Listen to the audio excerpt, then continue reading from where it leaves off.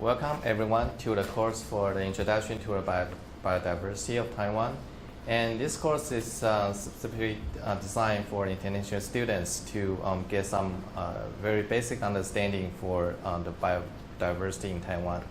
And this course is also can provide some opportunity for the local student to understand their own nature and their surroundings in English. So this course is kind of very basic introduction and mostly designed for the non-biology majors. So I will try to keep the course content as simple as possible, and you don't really need to know a lot of scientific names and so on. And we have a Save Our website for all the teaching material will be available online. And for this course, we don't have a specific textbook, and as you can imagine that we don't really have a good English textbook for the introductory level of the biodiversity in Taiwan. But we do have some of the material which are in Mandarin, and a lot of photos available as well. And I list some of the reference on the handouts for everyone, and you can check out the reference from the main library of NTU, or they are also available from my own lab office, and you can take a look of what you need. And we have two main instructors. I'm JER-MING HU, and there's another one, Lin, will be another major instructor, and we'll have some other invited speakers to talk about some of the specific subjects, and which I will introduce a little bit later. And this slide shows the syllabus for this course. If you look at the schedule on the syllabus on your handout, and we have several arrangements for the course. Except for one holiday during a semester, we will have 16 weeks of lectures, including some of the group presentation, where I will explain a little bit later on. And first, I will introduce, today I'm going to introduce some of the biodiversity issues, and also the lecturers going to present in this semester. And then we are going to follow by some of the nature history and exploration in Taiwan, and especially on some of the Westerners and Japanese researchers has studies in Taiwan. And then we're followed by two campus tours, and to the TI Herbarium and also the zoological museums inside this building.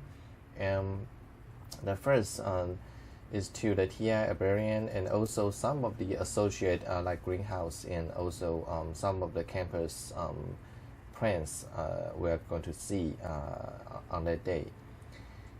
And we're probably divided into two groups if we have too many people on that day. And also for the zoological museums, we're going to visit some museums downstairs, and also some of the collections, like the mammal collections and aquatic animal collections as well. We have two other outside classroom lectures, and aside from the two trips within NTU campus. And one is to Taipei Zoo, and the other one is to TFRI Insect Museum. I will talk about that a bit later. And before the spring break, we have two lectures on a general environment, and probably more or less focus on the vegetation and the flora of Taiwan, introducing the lowland to the high altitude, from which means from the sea level to the highest peak in Taiwan. So give you a general idea about the nature habitat of Taiwan. And after the spring break, we'll start with a series of lectures offered by many lecturers, including myself.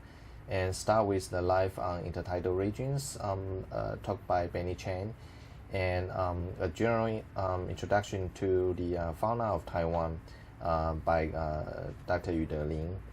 And we'll have a lecture on dolphins and whales in Taiwan's water, since we have a specialist on the dolphins and whales by here, and the lecture will be conducted by Dr. Zhou. And then we'll have 2 outside classroom lectures, and a very special one is on the 5th of May on Saturday, and it's a different time from the week. So for the week, we don't have a lecture time on Thursday. Instead, we'll have a lecture on Saturday to the Taipei Zoo. And Dr. Cao will have an introduction to some of the layout and setup of the Taipei Zoo, and we'll visit some of the facilities inside Taipei Zoo for to give you some of the overview of the conservation efforts we have been made inside the Taipei Zoo. And then we are going to visit the Taiwan Forest Research Institute Insect Museum, and it is one of the very best insect museums in Taiwan. And Dr. Zhao, Rongtai Zhao, will give you introduction and a little bit of tour to a great collection of the insects they have in TFRI. And also he will talk a little bit about some of the issues on insect conservation too. And after the 2 outside classroom lectures, we'll move back to the classroom, and I will talk a little bit about the plants and people, and a little bit about the ethnobotany issues, and just to give you some idea about the plant utilization in Taiwan. And then I will likely summarize the lectures, the formal lectures on the status of biological conservation in Taiwan, and we'll have a special topic at the end of the semester. The next 2 lecture time for this course will be the group presentation by all of you, and I will explain a little bit later when I talk about the grading of this course. So now I'm going to explain a little bit about how we grade this course, and we'll have several essays which comprise about 30% of the points, and the term paper about 20%, and a group report and final presentation for 30%. And then the environment in the classroom, including the discussion, and will be about 20% of the grade. And so in total, we will not have a written exam or any final exam at the end. Instead, we'll try to encourage students to write some term papers, and also some of the interviews I will explain a little bit later.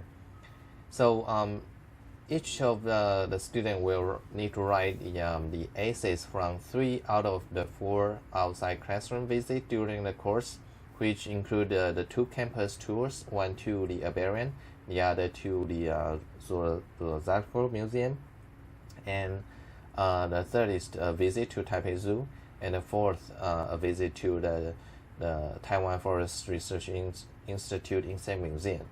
So you only need to choose 3 out of the 4 visit and write an essay on those visits. And I will hand out several questions before the visit, so you will then write the essays accordingly. And which, for example, I might want to ask what is the setup for some of the museum or the herbarium, and what is the problems and how to solve it, and so on. So you only need to submit 3, and I will not take a fourth essay if you submit more, because I don't want to spend too much time about some extra time and on the essays anyway. And so each of the 3 essays will correspond to 10% of the final grade on the course. And that's for the essays. And for the term paper, each of you will need to choose an organism that is native to Taiwan, so any native species, and write a 5-page essay to introduce the organism. And the deadline to hand in the report is June 18, and this native plant native species could be either a plant, a fungus, or an animal, marine animal, insects, anything, and of your own choice. And I will ask all of you to consult the lectures if you have any question or problem finding your object. And you can find anything it's native or not necessarily endemic, but endemic species would be nice. I will provide some of the guidelines for the essay. For example, you need to introduce when did the species was named, by whom, and how about the studies has been done on any issues like the reproduction or some interesting biogeographic studies and anything. So this will comprise about 20% of your final grade. So it's very important part of your grading. And the third part of your grading will based on some group efforts. And all the students will be divided into groups up to 4 persons, and you can choose your group mates, and if you can't, we'll likely assign one for you if so. And each group will conduct an interview of researchers who study biodiversity related subjects in Taiwan. So you can interview these preferably PI, which means the professors, but you can also interview any experts outside the campus too, because actually there are a lot of so-called amateurs actually which are really experts in a certain group of species. And you have to turn in the name of the interview people before the lecture on March 27, and please do not conduct an interview without the consultants and the confirmation from the lecturers, me and also Dr. Yu Deling, because we don't want the researchers to be overwhelmed by those interviews, and also we don't want to have duplicates. So if some group already turned in the name, and so you cannot interview the very same person for that. So be sure to turn in the name as soon as possible. Don't wait until the deadline. And and for the report, the group report, the deadline is to hand in the written report is June 5th, and it's it will be half of this group report points, and the other half will be based on the final presentation of the whole group. And each group will present the result of the interview, and which means that I will give you like 10 to 15 minutes to talk about the researcher itself and what he or she has been doing on these biodiversity issues, and just a brief introduction of a more I prefer a more specific topics not necessary to talk about all the topics of the researchers. And anyway, and some of the further instruction will be provided later on. So these three major part of the report and essays will comprise 80% of your grading, and I will hope to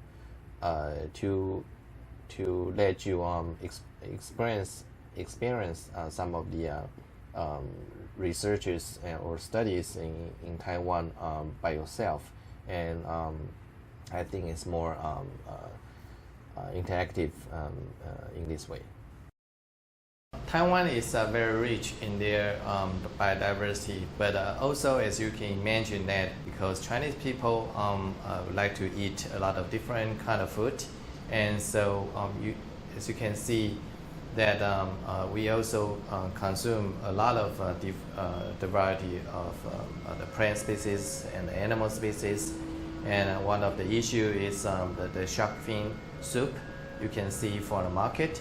And although some of the soup right nowadays are actually fake fin, not the real shark fin, but still, this is a major issue for preserving the biodiversity in Taiwan. But before we are going to talk about the biodiversity in Taiwan, we have to talk about some general issues about the biodiversity itself. And next slide here. And the term biodiversity basically is a summary of biological diversity, including the different levels for the diversity, the variability, what you say, and which means that from within the species, the genetic diversity, to between species diversity, to the whole ecosystem diversity, are the main foci for studying the biodiversity. But how do we really measure the biodiversity? Usually, people, when we talk about the biodiversity, we mostly talk about so-called alpha diversity, which means that we only count the species number to measure the biodiversity. For example, in the area A, we have 10 different species, and area B has 100 different species. Then we call area B has a higher biodiversity than in area A. Although this definition might sound very simple, but in a biological term, the definition of the species sometimes is troubling, because in animal system it might be easier that all the different species cannot hybrid. But in the plants or in fungi, for example, and between species hybridization is very common. So therefore, how to really count for the species have some problems in a certain group of plants or other organisms. But still, this is one of the very simple and easy definition to measure the biodiversity in a certain area. Next slide.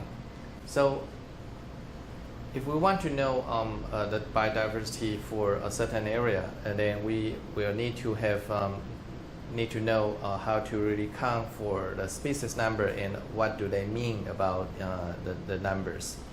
Because if we count all the species from a certain region, we can count for some of the species are already in the area, or some of the exotic species which are introduced or moved from outside of the area by human or by some other reason.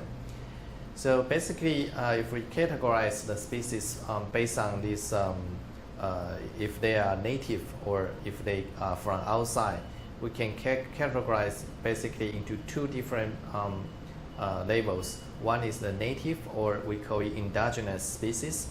The other one will be exotic or the alien species. And for the native species, the definition is basically is just the presence of the species is a result from a natural process, which without any human intervention. So by this definition, human is not part of this natural process. It is for the modern human. But so as you can imagine that this definition is somehow is a little bit vague, because how do you know the prehistory human activities if they distribute certain species from one area to another area? Do we still call that nature or not? Native or not? So basically, the current definition only deal with those with documents. So anything with documentation on the introduction of certain species by human, then that would not be considered as a native species. And so this is just for conventional convenience purpose to give this definition. And we know that this is pretty artificial. And for those exotic species, and we can categorize based on their wildness to the introduced species, the naturalized species, and the invasive species. The introduced species means that some of the species or the plants or animals, they were introduced by some of the purpose or non-purpose by human and to a certain area, like horticultural purpose, or to for some of the animals, they just for demonstration. And if this species, usually in some cases, those species will not survive after one generation, since they cannot reproduce in this specific habitat, because it is not their native habitat. And but if they are able to reproduce by themselves without any problem, then we call it this species is become naturalized, which means that they can use this new habitat as their new home.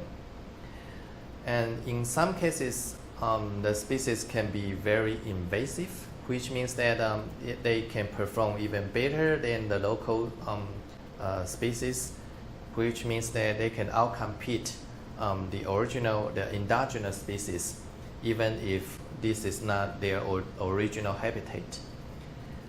And so this is the exotic species. But if we look at the native species, there we can also deal with two different issues here. One is that some of the native species you can actually find in other species in other places as well, like some of the plants or animals you find in Taiwan, and actually they can also be found in Japan or in mainland China. Then this is one of the case. But in some cases, one species are restricted to a particular region that can, for example, they are only found in Taiwan, or they can only be found in Japan, but nowhere else. Then we call it an endemic species, which is only found in a certain place, which is endemic to Taiwan or endemic to United States, for example.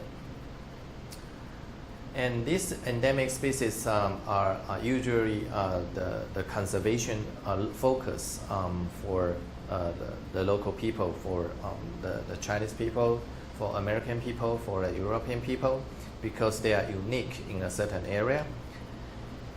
And next slide here. But here is I give you some of the example for the native and also the invasive species here, because this is basically kind of comparative, relatively speaking. And on the picture on the right of the slide is the mountain kuzu in Taiwan, and this unique plant is a legume, and it is native to East Asia, from Japan to Southeast Asia, and the scientific name is Pleuria montana. And another very close related species, Pleuria lobata, which is the kuzu. And as some of you, if you are from America, and you will be you probably are aware of this the kuzu plant, because right now it's a very a big problem, as kuzu can climb up to the forest and basically cover everything, as you can see on the lower part of the slide, and basically then it will block out all the sunlight of the trees, and then the tree underneath will die. And this kuzu plant was introduced by Japanese in 1876 in the Centennial Exposition in Philadelphia. They bring this plant to show to people, but somehow it will escape, and it grows everywhere, and in the eastern part of the United States. And so this particular species, they are native to East Asia. It's not that invasive, but it's very it's exotic and very invasive in United States. And there are several examples we'll see later on in the lecture. Like there's another way around. It's native in America, but it's exotic in Taiwan. So for as we just mentioned, that endemic species are the major focus for conservation biology issues, but you have to keep in mind that endemism for the endemic species are based on geological boundaries, but not political boundaries.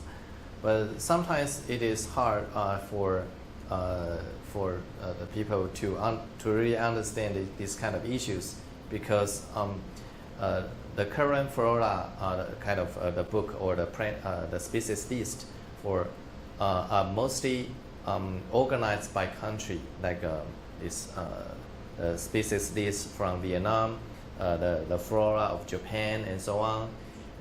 But when we say it's endemic to China, which means that it's only restricted to China, but in some cases the plant or animals or insects, they don't really care about the country boundary.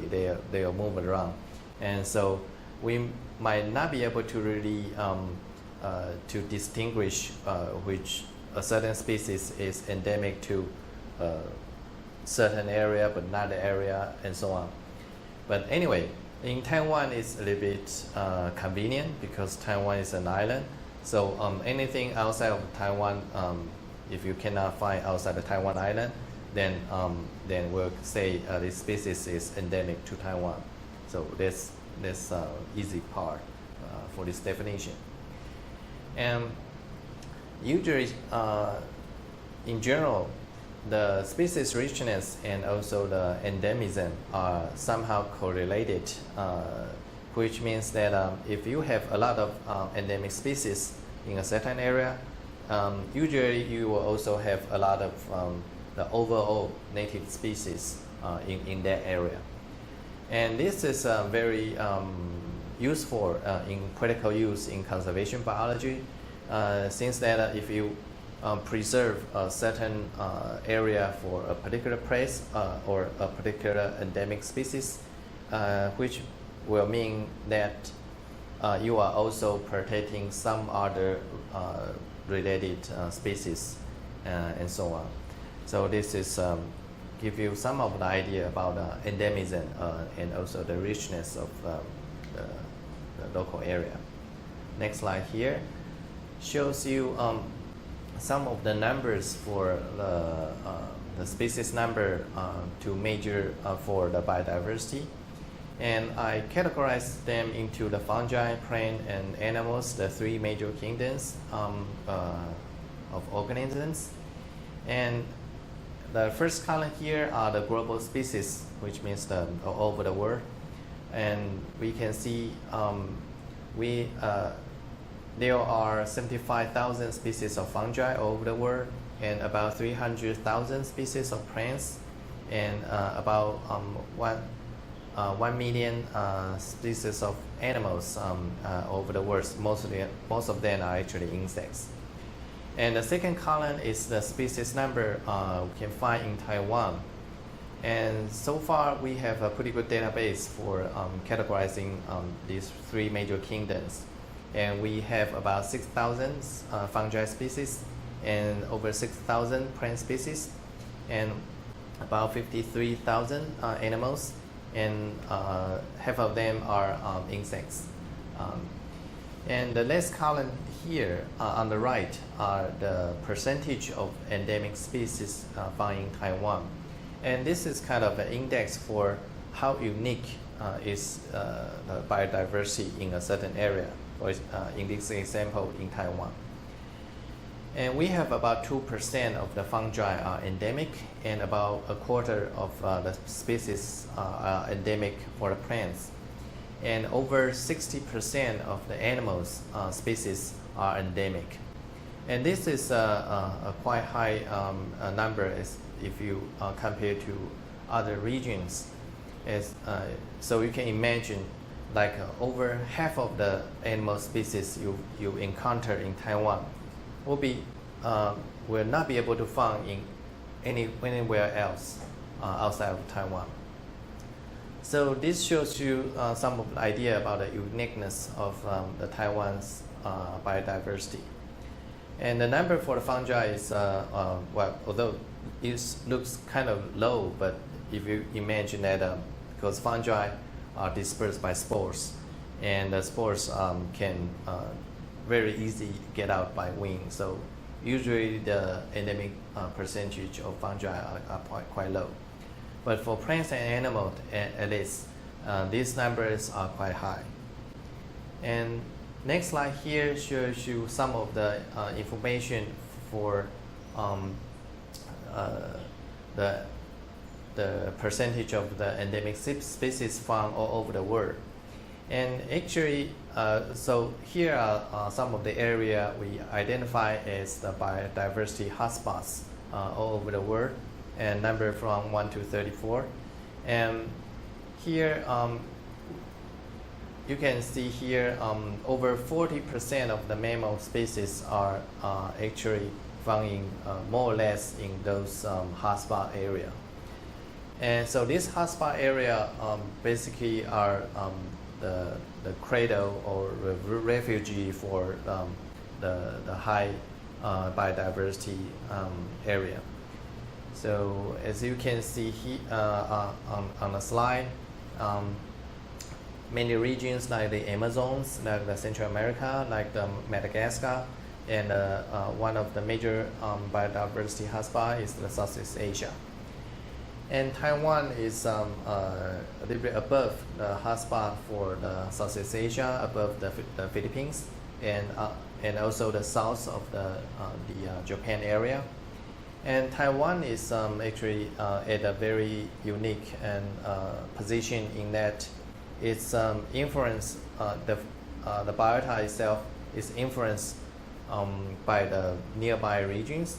And because Taiwan itself is kind of young in geological time, and so Taiwan has a very unique combination from the different biotas from the nearby regions. Here I would like to give you some of the introduction for some of the conservation efforts has been made in Taiwan. We just talked about that in the early part of the course that we have a very rich in biodiversity, but we also have a great consumption on the diversity of food. But the good part of it is the environmental awareness for protection happens like 30 years ago in Taiwan.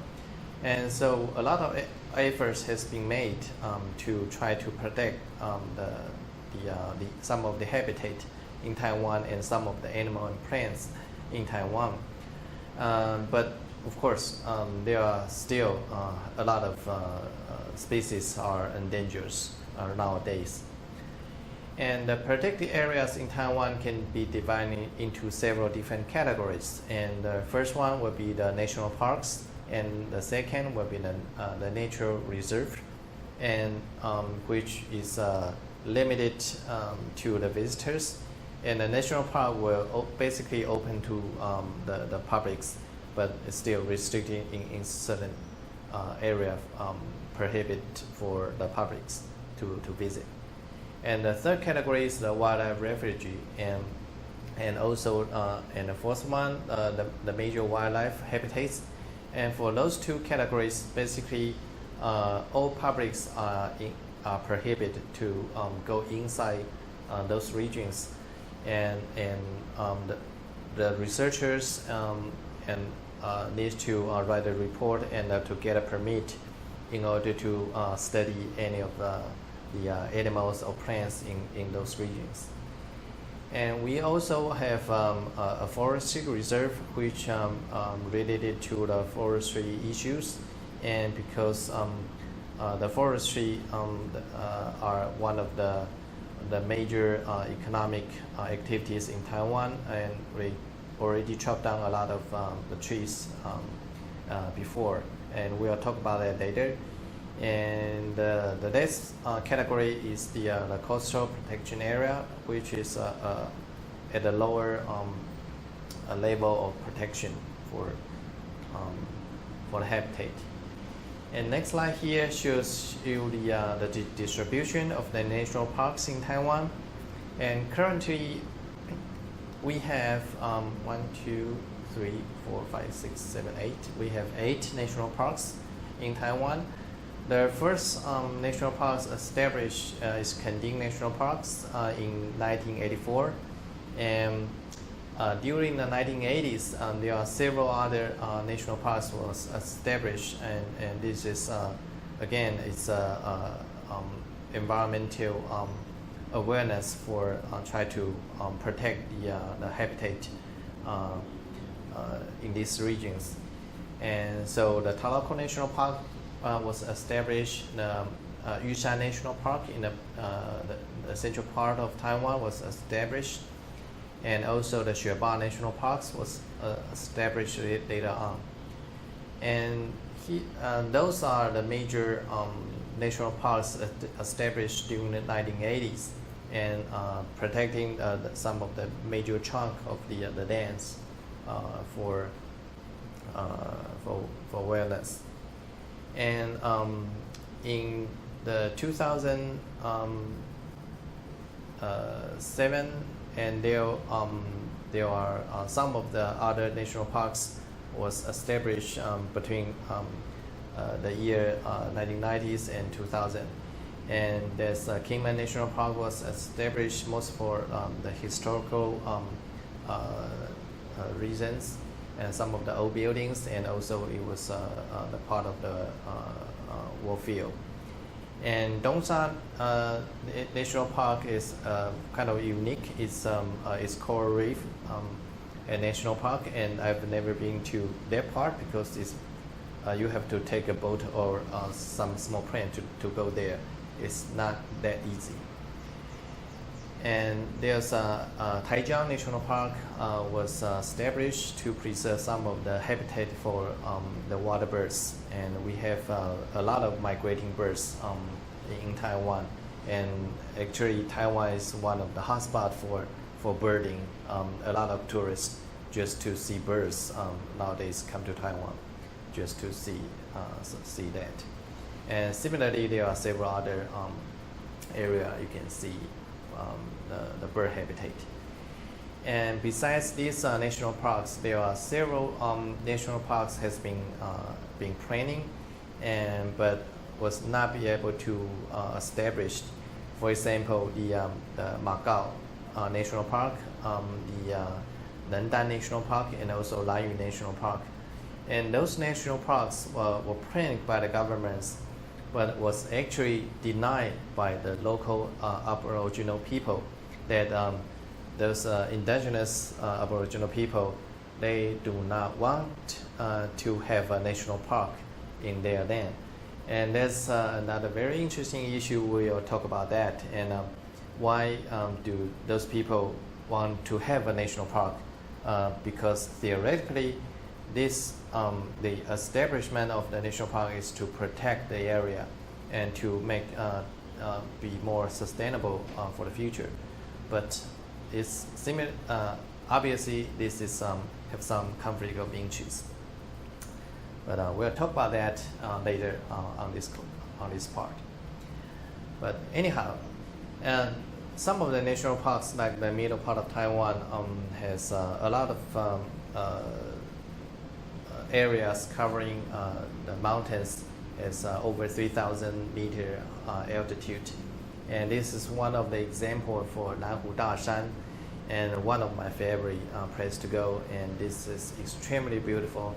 And in this high mountain area, we have the endemic species percentage for the species really high. Maybe over 70 or 80% of the plant species are endemic. So this is kind of a unique habitat. We'll also introduce that part a little bit later, that this is one of the treasure for biodiversity in Taiwan, is high mountains. And in the high mountains, this is another view for the pine trees in the middle part of altitude. And also this is another plant species, Parula morrisonensis, and it's commonly found in the high altitude, and very small and beautiful herbs. You can see on the way to the mountains. And the next slide show here are the 20 nature reserves found in Taiwan, and they are mostly to protect specific species, like we call it the idle species concept. So, for example, if we protect some of the species of the gymnosperms, and that means that we are going to protect the whole habitat which has this species. And because we are protecting the whole area, we are also protecting all the species related to this particular species. And I'll give you some more example for the natural reserve here. And here is Jingshui-Ying Natural Trail. It's the way to the Dawu Natural Reserve, which is actually the biggest part on the previous slide for the natural reserve area on the southern part of Taiwan. And this particular place is to preserve a very unique species, Amethotexus formosana. As you can see the photo on the lower part of the slide. And this is a very unique plant species, a gymnosperm, which only found in a certain group of the on those regions. And in that particular region is the humidity is always very high, and I believe probably over a quarter of the year the humidity is up to 100%. And so because of this unique habitat, we not only have these Amethotexus species, but also several other unique species were found in this region. And I just mentioned that it was next to the very large Dawu National Reserve, and that area is also overlapped with the Wildlife Natural Reserve area, and to preserve some of the wildlife in Taiwan. So, for example, for the Taiwan black bear and some other animals are more or less easier to be found in those regions. And this is another species like Catalaria. This particular species are only found in two places in Taiwan, one in the north and the other one down south. So this is kind of very unique distribution for a plant. Why there's nothing in between, but only found in those two regions. And so this is also kind of unusual. And so for this particular species also is endemic to Taiwan, and we put up a protective natural reserve to protect this species. And next slide here shows the wildlife protection area. There are totally 17 of them. The covering area is a little bit smaller than previous national park or natural reserve.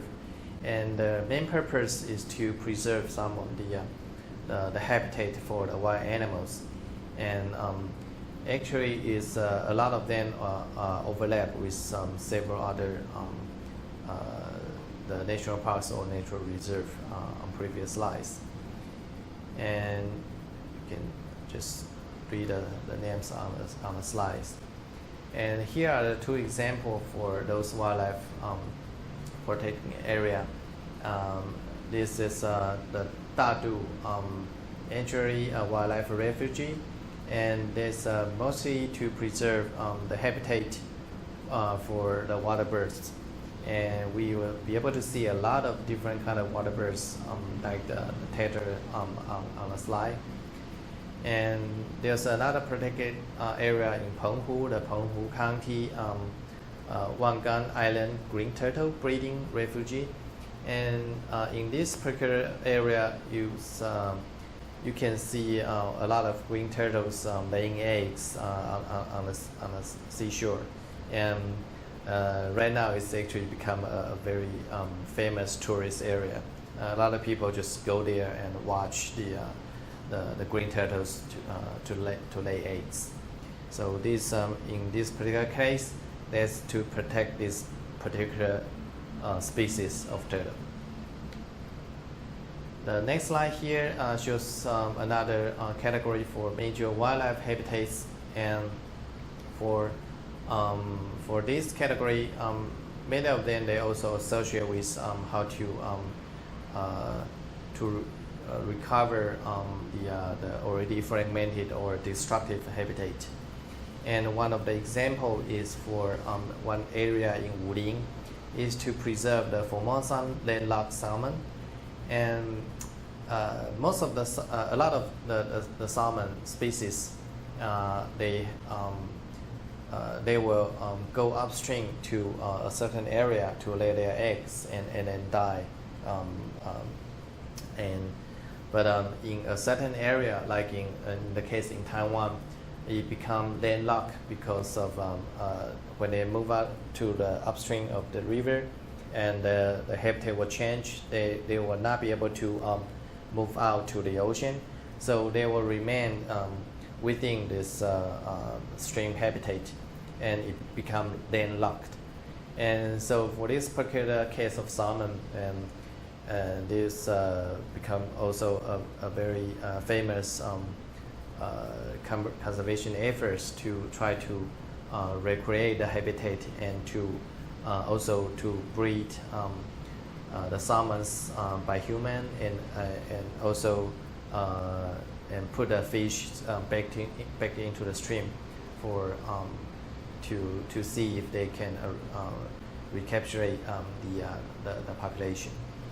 So for this kind of wildlife habitats, this mostly for to bring back some of the wildlife from the habitat. And the next category is the coastal protected protection area. We basically have 12 of them. And in Taiwan, the western part of Taiwan was heavily influenced by human population, and also a lot of industry or the agricultural activities will happen on the western part of Taiwan. And so most of the protection are on the west coast are for the water birds and so on.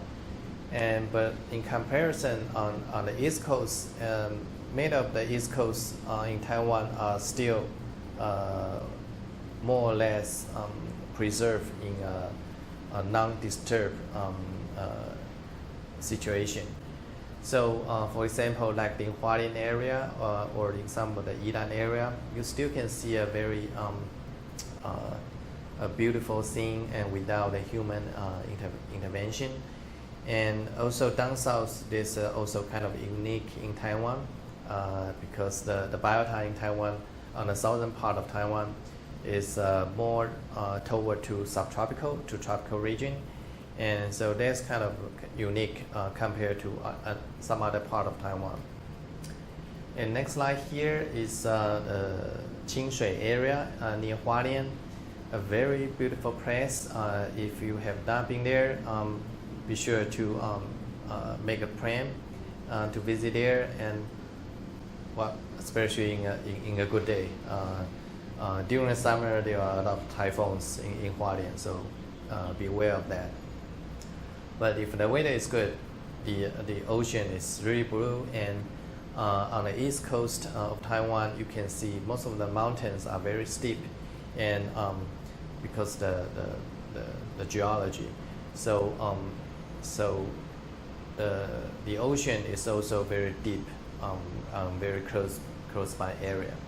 So this is quite different from the western part of Taiwan. Like you will see most of the sandy area in western part of Taiwan, but mostly rocks in the eastern part of Taiwan. But although we have a lot of very beautiful places like this, but as we can imagine that there are a lot of people in Taiwan now, and so we are also facing some of the big challenge for human intervention for the natural habitat. Like in this slide here, this is the Yellow region in northeastern part of Taiwan, and this region is very unique in their geological formation, and you can see very steep and very interesting rocks shape and in the sandy rock region over here. But also we have a lot of people going there and without any protection for the trail, so people can just walk there, and a lot of tourists are there, and not only the local people but from all over the world.